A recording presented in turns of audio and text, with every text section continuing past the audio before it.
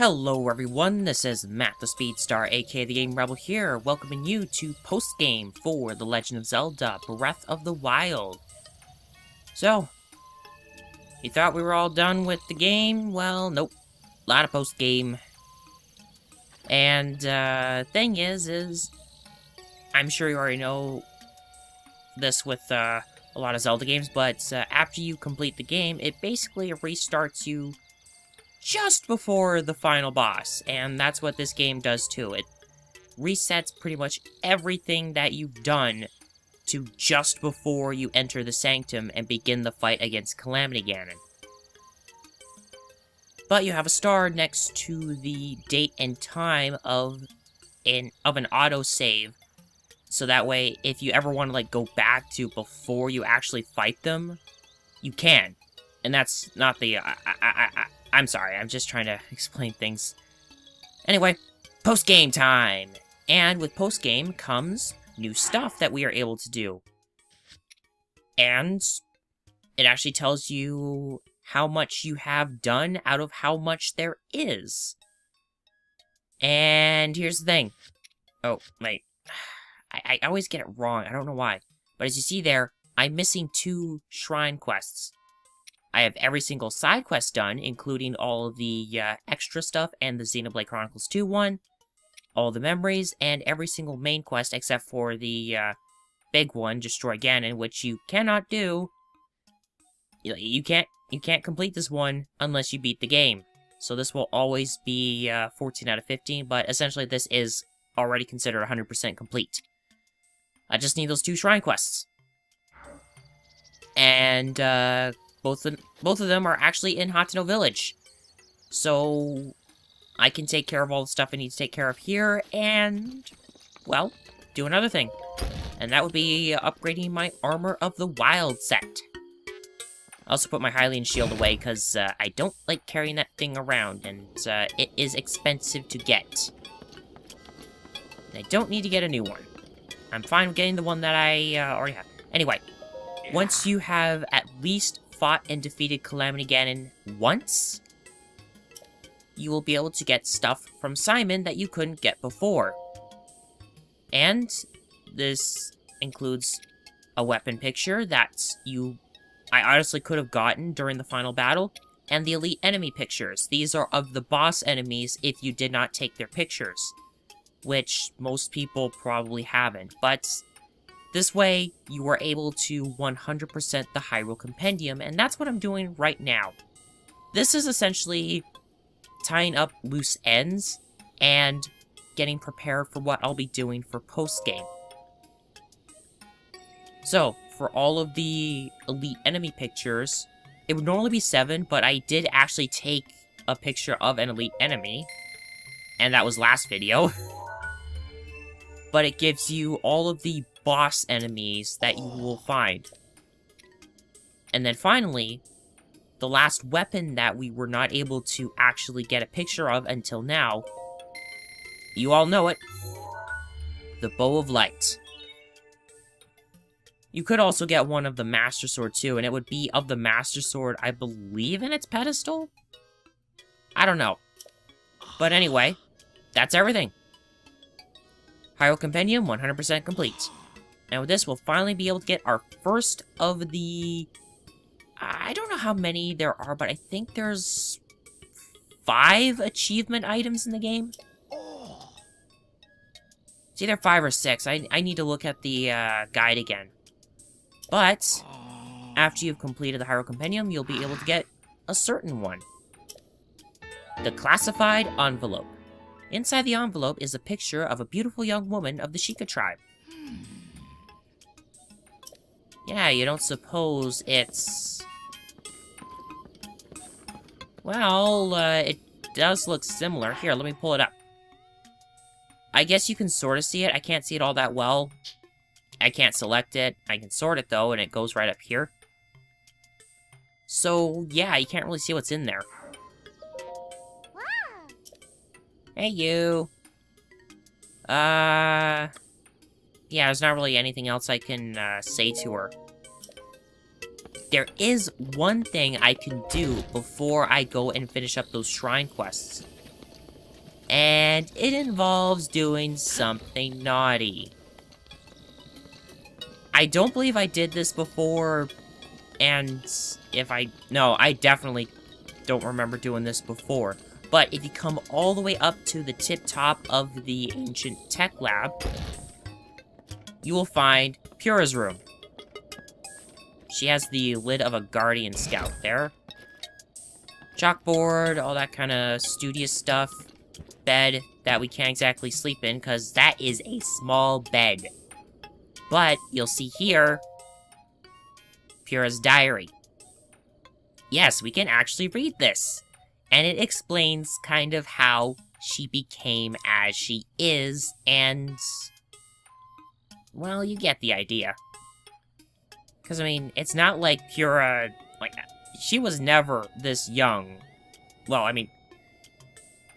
I'll stop digging my own grave right now and just read it. But anyway, this just explains how things go with Pura when she starts with this anti-aging rune that she's trying to do. What she wanted to do originally, as you see here, is, I'm gonna be going through this kind of quick. So if you want to read this, either boot up the game yourself, or just pause and read it when I do this. Anyway, so she basically wanted to use this as a means of helping the Hyrulean army, just so, like, mostly this was for dealing with Calamity Ganon.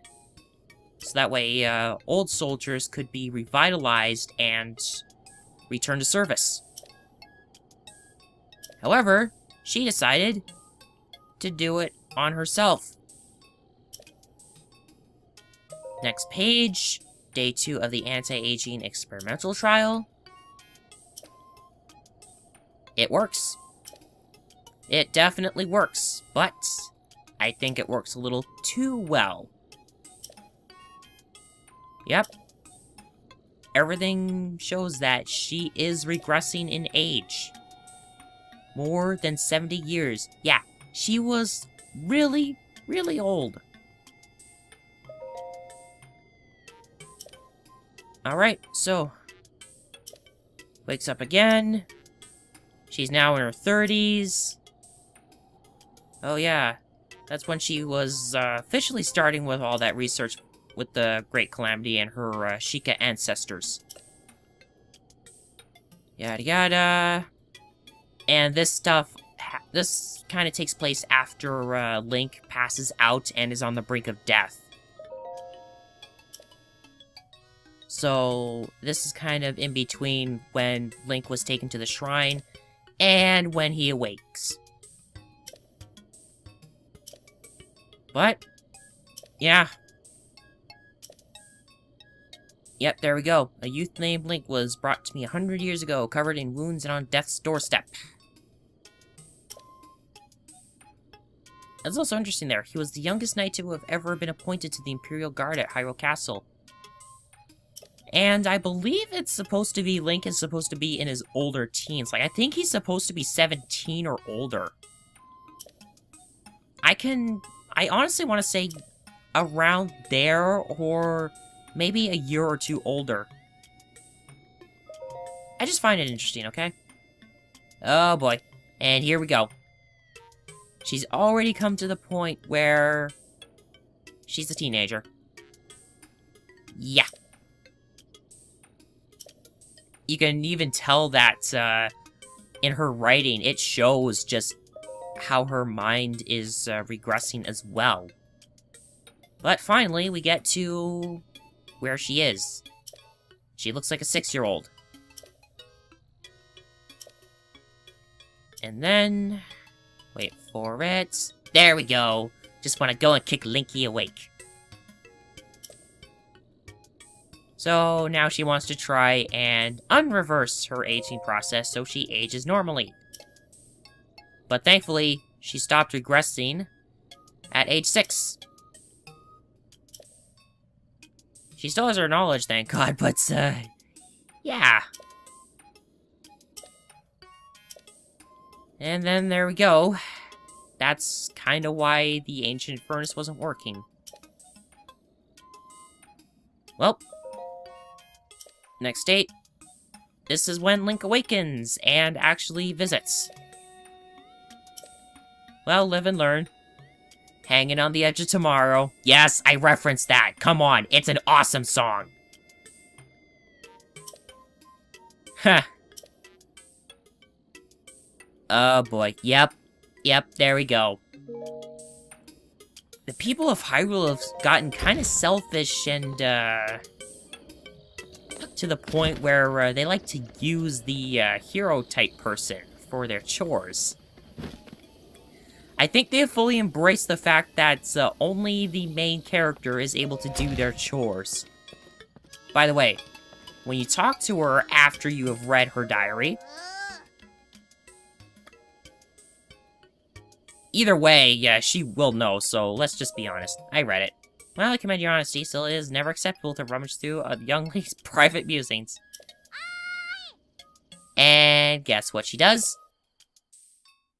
All Sheikah Slate ruins have now been deleted.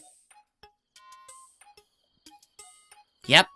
She just entirely wiped out your very lifeline in this game.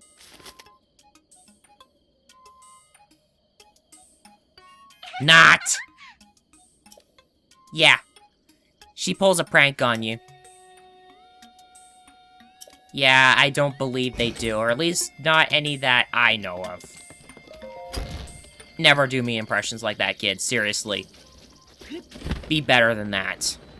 I mean, pranks are okay every now and then, but doing stuff like that, no. Just no.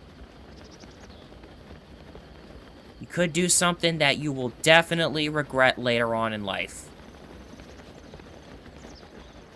Anyway, now that we have gotten everything up at the tech lab taken care of, since we never have to go back there anymore. We're done there. So next up is taking care of the 2 shrine quests that I have not actually taken care of. One of which is right over here behind the dye shop. Sorry about that, behind the dye shop. I hate it when my voice just suddenly cuts out like that. I hate that. Anyway, Clavia here. What is it? She has a thing for us. You can't really see them, but there are 3 cedar trees up there. She found a small letter. It said, when the 3 summit trees become one, turn your back to them and head toward the sea. A trial encased in stone awaits you there. Honestly, this is one that you're not really gonna be...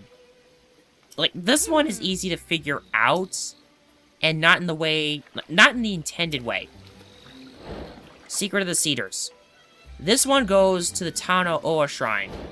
You know, the one where you get one of the climbing gears. I forget which one it was that I got there. But you get one of the climbing gears. I think it's either the boots or the tunic. I know it's not the bandana because I know where that comes from. But it's one of the other climbing gears. I need to look it up. But anyway, that's for that shrine. And the other one, this guy. Both of these NPCs I have to talk to, you have to wait until, I think, around 6:30-ish before you can effectively talk with them. At least I know with this one. Meta. This guy has the last one, and this one I'm actually kind of embarrassed that I didn't get. And it is... when he talks about Mount Lanayru, the Spring of Wisdom. Yeah, the one where you go up and cleanse Nadra. I did not activate this shrine quest, and I can't believe I didn't. I thought I did, but no, I didn't. That's okay, though. At the very least, I can activate it, take care of it, and I'll be all good. Spring of Wisdom complete, and with that, all 42 shrine quests complete. So we are all good. Now, there's one more thing I want to do in Hateno Village. I could do this anywhere else. But since I'm here, why not? We need to wait for it to be nighttime, because we have to go see Kilton. And once I get to Kilton, this will trigger getting some of the other achievement items that we are able to get. And it's raining. That is going to be fun for me because I have to go over there. Yeah, hit the draw distance, yo. But yeah, his balloon's way over there. I gotta get over there, and it's gonna be hard to do that because it's raining. Well, I could just Rivali's Gale, I guess, but, I don't really think I need to do that. Oh, good, I timed that perfectly. Now, if I can do this, I can at least get up here without worrying about it. Oh, right, yeah, I forgot to mention that. This is a thing I had theorized before, and I wasn't sure about it myself, but if you have a horse that's out and not in a stable, if you have a horse that's out anywhere in the world and you defeat Calamity Ganon, when you get to the Dark Beast Ganon fight, whichever horse you have out will actually be there, ready for you to fight Dark Beast Ganon. If you don't have any horses out or you haven't caught any, you'll just have a generic horse with like 2 spurs and very, very bad stats. So it's good if you have one with great stats, because then you can actually deal with Calamity Ganon a bit better. Of course, you could just do it on foot, but holy crap, that would be a tough fight. And it's not as epic. I mean, come on. Horseback against the biggest threat to Hyrule, and you have to shoot points on it with an ancient bow, or a bow made out of magical divine light? What's not epic about that? Yeah, the final battle, like I said before, it's not that hard, but it's the atmosphere, and just how epic it is as you fight Dark Beast Ganon. That's what it has.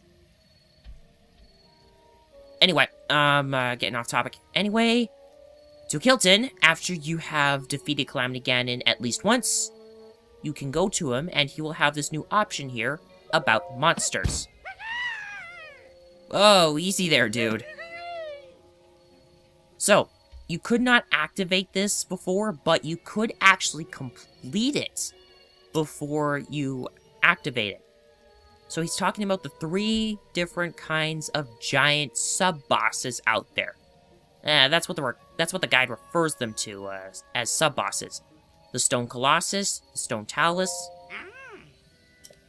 So, yeah, he's talking about all of them. Out of all the different kinds of taluses there's a grand total of 40 of them in Hyrule. What he wants you to do is to find and kill all of them at least once. If you have already killed some of the Stone Taluses, which you should have at this point, you will see next to their health meter a star and defeated label. If you see that, that means you've already defeated that one and you don't have to kill it again. I, however, have actually seen a bunch of them off screen and have fought them.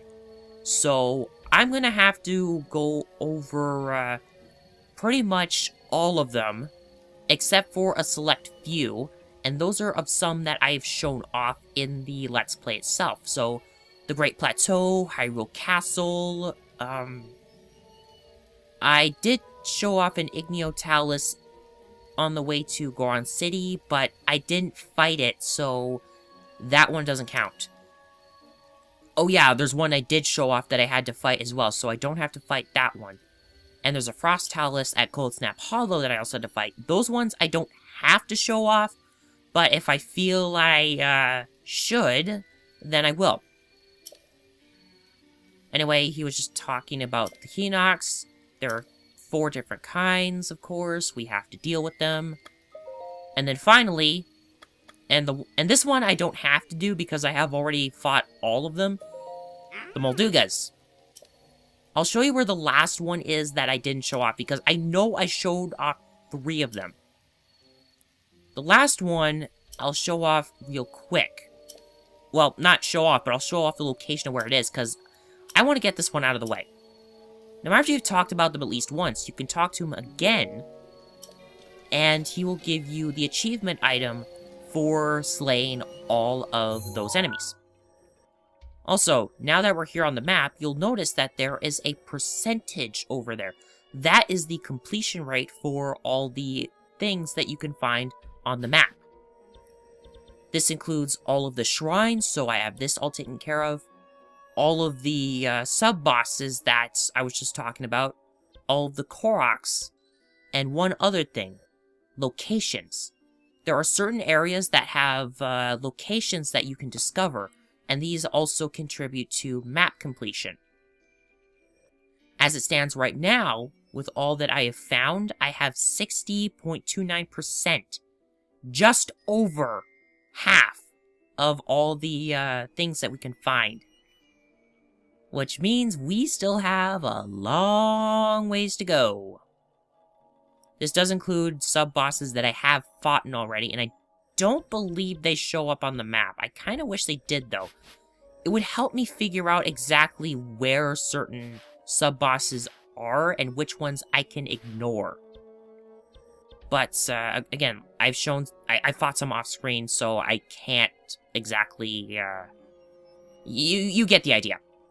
Anyway, as for the Moldugas, I've shown off one here. This was for the Medicinal Molduga, Southern Oasis. Arbiter's Grounds, because I finished up here with the Korok and I got hit and I just thought, revenge. And up here in the Taruma Dunes, because I had to unlock this shrine. The last one is north of Dragon's Exile. In fact, there should be a little area, not around here, but I think around here. Yeah, somewhere in the sands around here, there'll be a Molduga just circling around, but there's a bunch of other enemies as well. This one might be the toughest one to fight, since you also have to deal with Lizalfos and Bokoblins hanging around. But I did fight that one off screen, and I don't feel like going to show off where it is.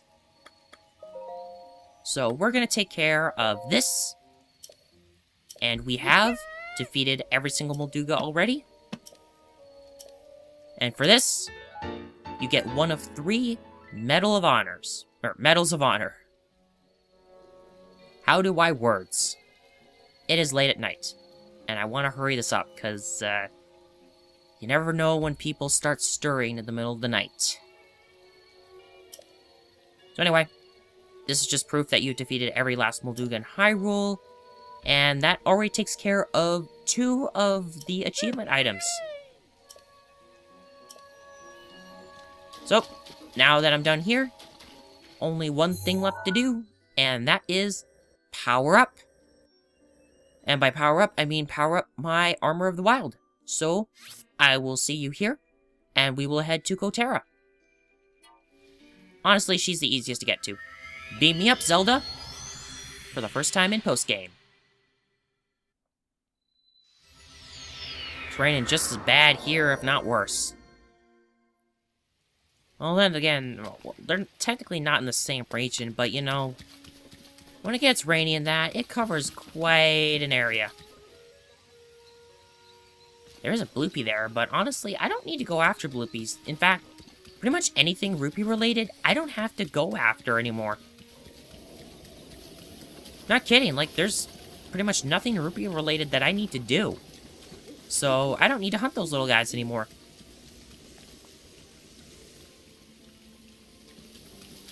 I don't know, though. I mean, they're cute. I like looking at them. I feel bad when I have to stab them for monies and such. Okay. So, Kotera, I have stuff for you to power up. And I did do all this off-screen, by the way, and believe me, it was a pain to do, especially with some certain materials, of course. So, Cap of the Wild. For the first set, you need acorns, 10 of them. Somewhat easy to come by, because they are pretty common. But, when you're actually looking for them, they are a little hard to find. And then for the cap, you take Farash's stuff, Tunic takes Nadra's, and Trousers, which I really think should have been a little longer, take Dinrau's. So as I'm powering these up, and I'm not going to be skipping these, well, I'll probably skip the animations, but I'm not cutting. I want to talk a little bit about how I'm going to be handling this. So, I've got a lot of Koroks to find, and a lot of Taluses and Hinox to find. How I want to handle this with the sub-bosses is I want to look for a particular kind throughout the videos. And by that, I mean different... By different kind, I mean, you know how there are different Hinox and there are different Stone Talus. Like, there's the Igneo Talus, the Frost Talus, that kind of thing. I'm gonna try and separate those so I can at least... I can take care of them and get a lot done within a smaller number of videos. But I also want to try and... It's gonna be a little bit of padding, but... I do want to not go after every single sub-boss in a video. I mean, that'd be just ridiculous. So... If there's like a certain sub-boss that there's a small number of, I'll probably take another type of that sub-boss and fight them too. In which case, like I said, there's not really that many Igneo Talus because there's only one volcanic region, and there's not that many of those guys that exist. Because of that, I'm probably gonna splice in doing the Frost Talus as well, with the Igneo Talus. Other than that, I'll probably figure things out with the Luminous Stone Talus, the rare ones, and the regulars. Okay, so I've already upgraded them to level 2. I now have the set bonus, which is the same thing as my other amiibo armors here. These all give the Master Sword Beam Up bonus. These do too.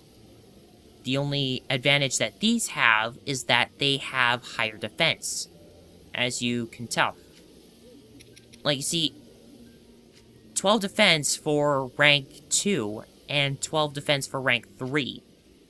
So these can get a lot more defense, and believe me, they are helpful. Especially in endgame. That is unless you don't have the champions. Like, if you have the Champion's Tunic, you honestly don't need this. You just need this and 2 things that have 28 defense to get the maximum amount. And I felt more comfortable doing that than Tunic of the Wild, because you saw how much damage I was taking from Calamity Ganon. I know you guys saw that. Alright. Just a little more, and then the last, oh yeah, the energetic rhino beetles. Holy crap, those things are hard to find. I think they're a nighttime exclusive beetle, and I had to find most of them in the Akala Wildlands. Or whatever they call it.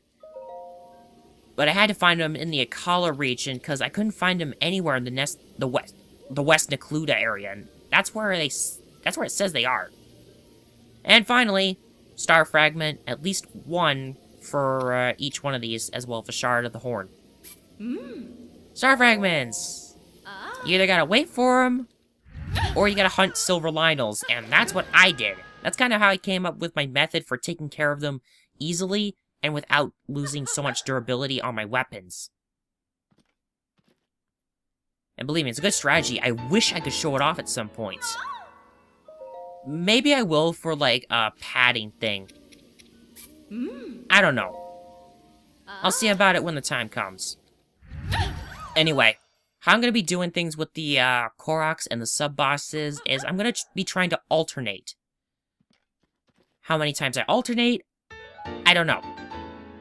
I might actually do more Koroks, like, I'll do maybe 2 Korok videos at once, and then a sub-boss, and then maybe 2 or 1 sub-boss again.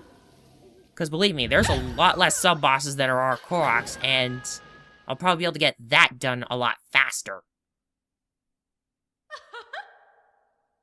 Not totally 100% sure about how I'm going to be doing it, but I'm going to figure it out as I go along.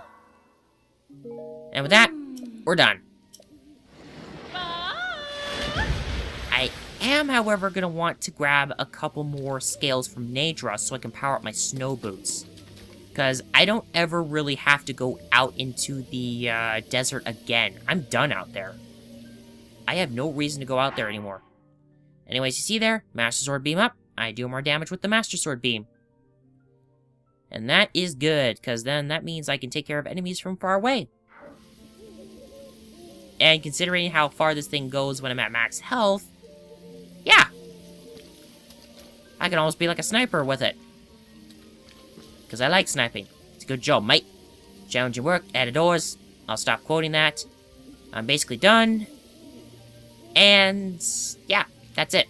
I don't really have anything else I can do for this video, because I'd either just be wandering around and... This video's long enough already. It's 32 minutes in the raw recording.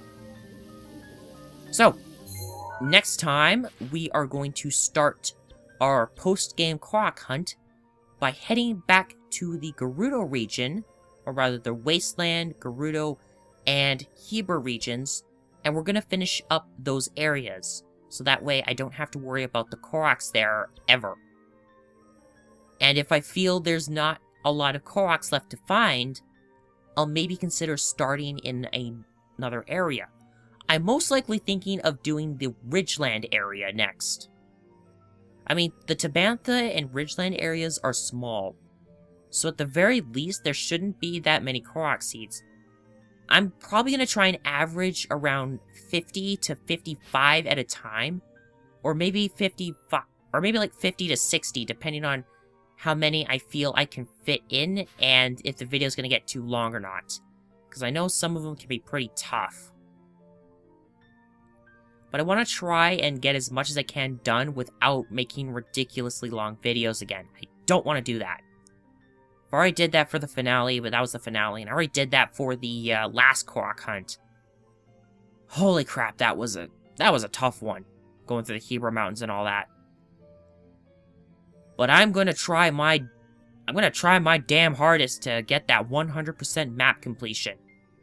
I want 100% completion in this game, and I will get it. Even if it's not worth it. So next time, Korok hunt. Until then, thank you all for watching. If you like this video, please give it a like. If you wish to follow along with this and my other Let's Plays, please consider subscribing. If any concerns come up, I'll let you guys know my Twitter and additional info in the lower left box in the video and down in the description below. This has been Matt the Speedstar, aka the Game Rebel, and I'll see you guys next time when we run through the next part of Breath of the Wild.